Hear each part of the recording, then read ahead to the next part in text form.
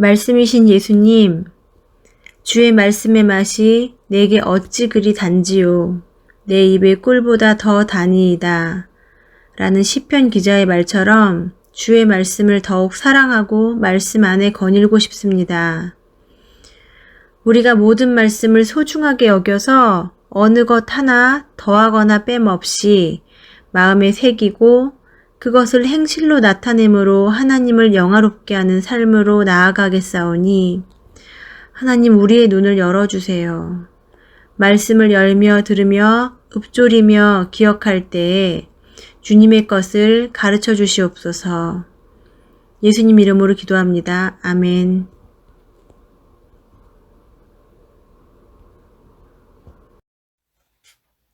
나는 전능하신 아버지 하나님, 천지의 창조주를 믿습니다. 나는 그의 유일하신 아들, 우리 주 예수 그리스도를 믿습니다.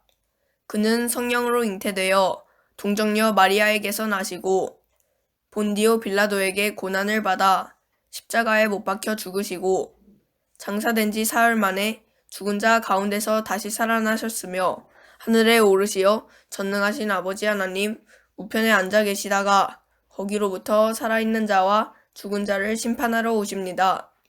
나는 성령을 믿으며 거룩한 공교회와 성도의 교제와 죄를 용서받는 것과 몸의 부활과 영생을 믿습니다. 아멘.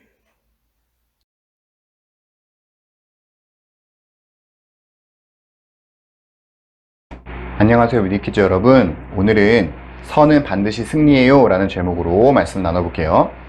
오늘 말씀은 열왕기하 11장 1절에서 16절 말씀입니다. 같이 한번 읽어볼게요. 시작. 아하시아의 어머니 아달랴는 아들이 죽는 것을 보자 왕족을 다 죽이기 시작하였다. 그러나 왕자들이 살해되는 가운데서도 여호람 왕의 딸이요 아하시아의 누이인 여호세바가 아하시아의 아들 요아스를 몰래 빼내어 유모와 함께 침실에 숨겼다. 이때 사람들이 아달랴가 모르도록 그를 숨겼으므로 그는 죽음을 면할 수 있었다. 요아스는 그의 고모 여호세바와 함께 6해 동안을 주님의 성전에 숨어 지냈으며 그동안 나라는 아달랴가 다스렸다. 7째 해가 되자 여호야다 제사장이 사람을 보내어 가릿 사람의 백부장들과 호위병의 백부장들을 불러왔다. 그리고 그들을 주님의 성전에 있는 왕자에게로 데리고 가서 그들과 더불어 언약을 맺고 또 주님의 성전에서 맹세를 하게 한 뒤에 그들에게 왕자를 보여주었다. 그리고는 그들에게 이렇게 명령을 내렸다. 이제 여러분이 해야 할 일을 말하겠습니다. 여러분 가운데서 안식일 당번을 3반으로 나누어 3분의 1은 왕궁을 지키고 다른 3분의 1은 수루 성문을 지키고 나머지 3분의 1은 호위병들 뒤에 있는 문을 지키십시오. 이와 같이 하여 왕궁을 철저히 지키게 하도록 하십시오. 그리고 안식일 비번은 모두 2반으로 나누어서 임금님께서 계신 주님의 성전을 지키도록 하십시오. 각자 무기를 들고 임금님을 호위할 것이며 누구든지 대열 안으로 들여오는 사람은 반드시 죽이고 임금님께서 나가고 드실 때에 반드시 경호하도록 하십시오. 백부장들은 여호야다 제사장이 명령한 것을 그대로 다하였다. 그리고 그들은 안식일 당번인 사람들과 안식일 비번인 사람들을 데리고 여호야다 제사장에게로 왔다. 제사장이 백부장들에게 창과 방패를 나누어 주었다. 그것은 다윗 왕의 것으로서 주님의 성전 안에 간직되어 있던 것들이다. 그리하여 호위병들은 각각 손에 무기를 들고 성전 오른쪽에서부터 왼쪽까지 제단과 성전 주위를 감시하며 왕을 호위하였다. 그런 다음에 여호야다 제사장이 왕세자를 데리고 나와서 그에게 왕관을 씌우고 왕의 직무를 규정한 규례서를 주고 기름을 부어 왕으로 삼으니 백성이 손뼉을 치며 임금님 만세 하고 외쳤다. 아달랴가 호위병들과 백성들의 소리를 듣고 주님의 성전에 모여있는 백성에게 가서 보니 왕이 대관식 규례를 따라 기둥 곁에 서 있고 관리들과 나팔수들도 왕을 모시고 서 있고 나라의 모든 백성이 기뻐하며 나팔을 불고 있었다. 아달랴가 분을 참지 못하고 옷을 찢으며 반역이다 반역이다 하고 외쳤다.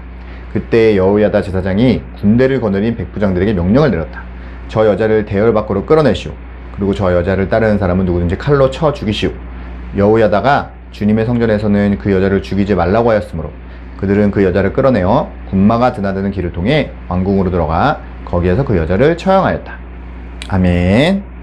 우리는 지난 시간에 하나님께서 예후를 통해 아합 가문과 이세벨을 심판하신 이야기에 대해 배웠고 그것을 통해서 하나님께서 자신이 한 약속을 얼마나 잘 지키시는 분이신지에 대해 배웠어요.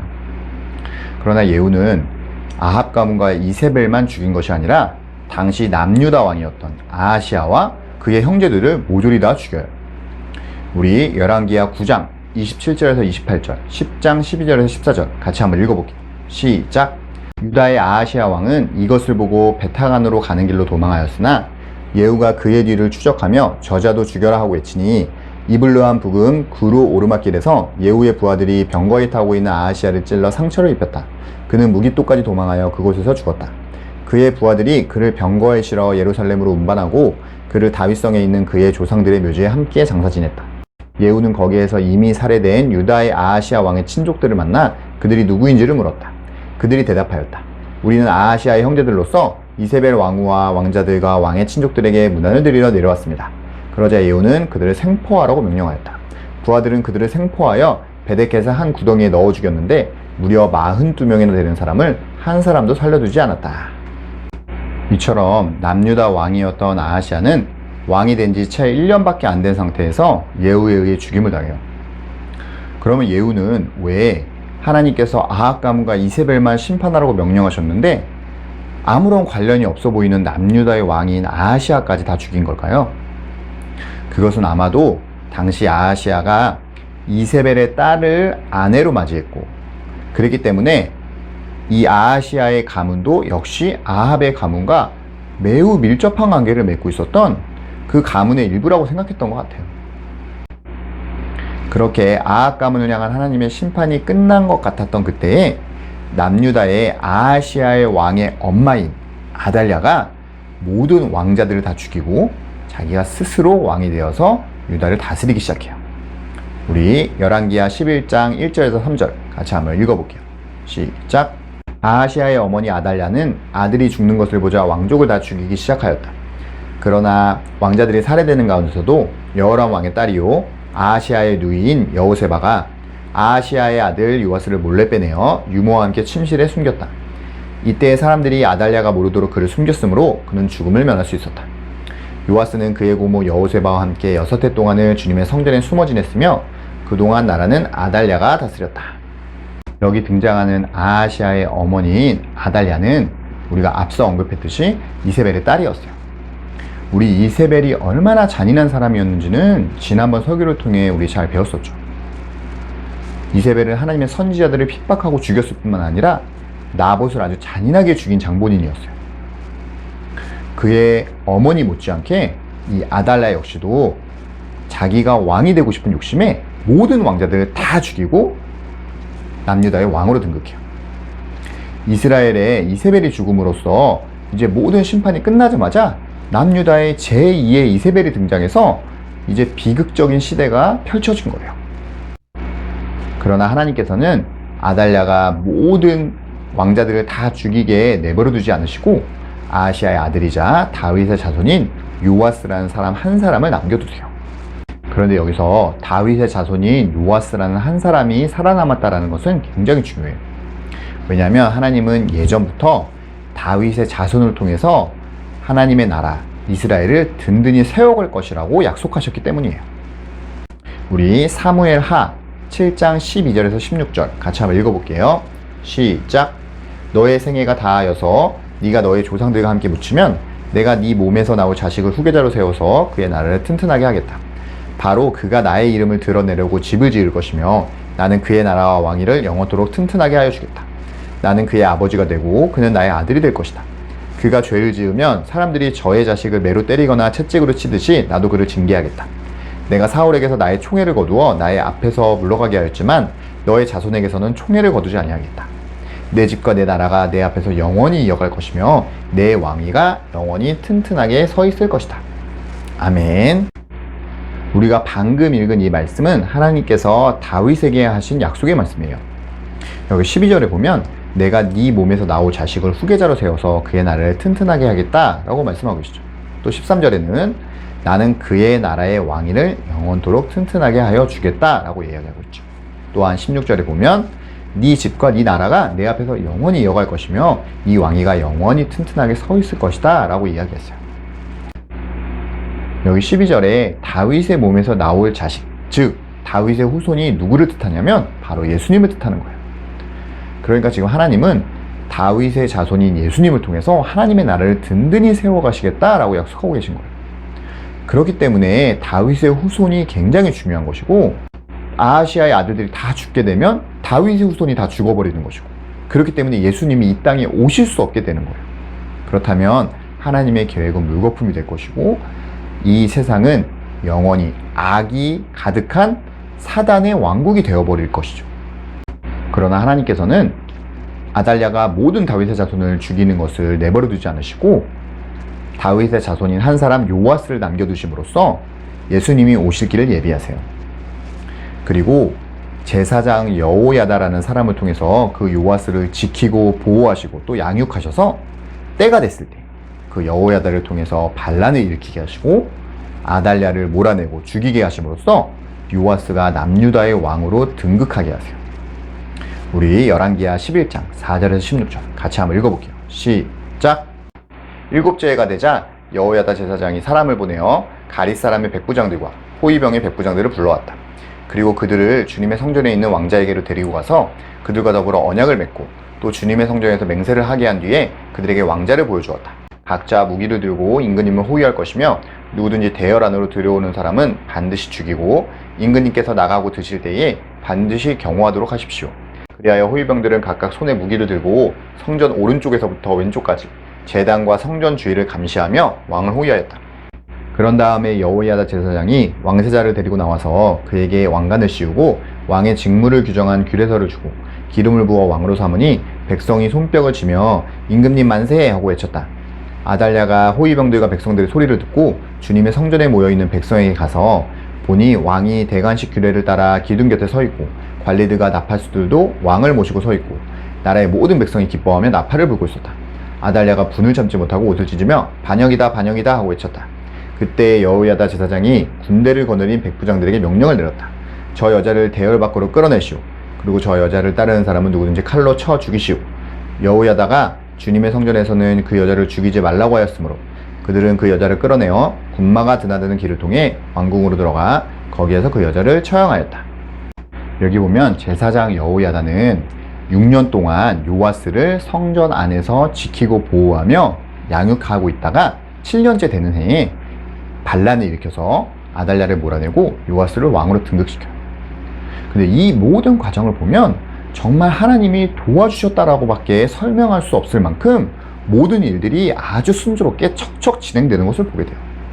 먼저 첫 번째로 아달랴가 모든 왕자들을 죽일 때 요아스도 분명 그 왕자들 중에 한 명이었을 텐데 왜 요아스를 죽이지 못했을까요? 아마 하나님께서 그 요아스라는 존재를 잊어버리게 했던 것 같아요. 또 두 번째로 요아스가 6년 동안이나 성전에 숨어 지내고 있었는데 왜 한 번도 이 요아스가 발각되지 않았을까요? 분명히 다른 사람들이 그 성전을 드나들면서 그 요아스를 봤을 가능성이 굉장히 많은데 그것이 소문도 한 번 나지 않고 아달랴의 귀에 한 번도 들어가지 않고 6년 동안이나 그렇게 숨겨져 있었다는 것이 굉장히 또 놀라워요. 게다가 6년 후에 여호야다가 반란을 일으킬 때도 그 반란을 계획하고 실천하는 과정 가운데서 누구 하나 반대하거나 배신하는 사람이 없었다는 것이 놀라워요. 모든 백부장들과 호위병들이 여호야다와 요아스의 편에 서게 됐고 하나부터 10까지 여호야다가 계획한 대로 모든 일들이 척척 순조롭게 진행되는 것을 보면서 분명 하나님의 손길이 함께하고 있었다는 것을 우리는 보게 돼요. 우리는 이렇게 요아스가 왕으로 등극하는 이 모든 과정을 보면서 이 기적 같은 일들이 결코 우연히 일어난 것이 아니고 하나님의 철저한 계획과 준비 가운데 일어났다는 것을 보게 되었어요.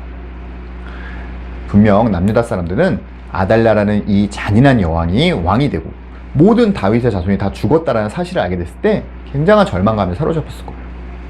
왜냐하면 하나님께서는 다윗의 자손을 통해 메시아를 보내시겠다고 그랬는데 다윗의 자손은 다 죽어버렸고 또 이 잔인한 여왕이 자신들을 영원히 다스릴 거라는 생각을 했기 때문에 굉장히 절망하고 낙담했을 거예요. 아마 하나님이 살아계시지 않는다라고 믿음을 저버린 사람이 있었을지도 모르겠어요. 그러나 하나님은 보이지 않는 곳에서 신실하게 일하고 계셨고 그 다윗의 자손인 요아스를 살려두시고 보호하시고 마침내는 그를 왕으로 등극시킴으로써 악한 여왕인 아달랴를 몰아내시고 악에 대해서 승리하셨어요. 즉 선으로 악을 이기신 거예요. 사랑하는 위리키즈 여러분, 우리가 오늘 봤던 말씀은 과거의 남유다에서만 일어났던 일이 아니라 지금 이 시대에 우리에게도 일어나고 있는 일이에요. 하나님께서는 예수님을 통해 구원 사역을 이루셨고 그 예수님은 승천하시면서 곧 다시 오셔서 하나님 나라를 완성하실 거라고 약속을 하셨어요. 그런데 그 하나님의 약속이 이루어지기는커녕 하나님을 믿지 않는 사람들은 점점 더 많아지는 것 같고, 또 이 세상에는 악이 갈수록 더 가득해지는 것 같아요.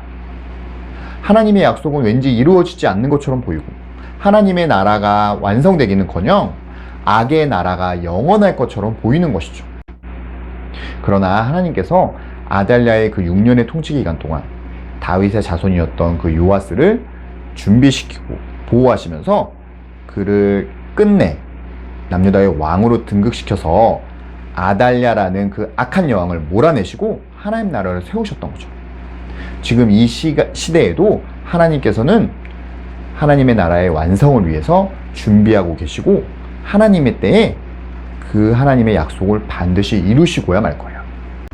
선생님은 이 설교를 듣는 모든 위드키즈 여러분과 선생님들이 이 악한 세상 가운데 절망하거나 낙담하지 않고 결국 하나님의 나라가 올 것이고 그 하나님의 나라가 완성될 것이라는 그 믿음과 소망을 가지고 살았으면 좋겠어요.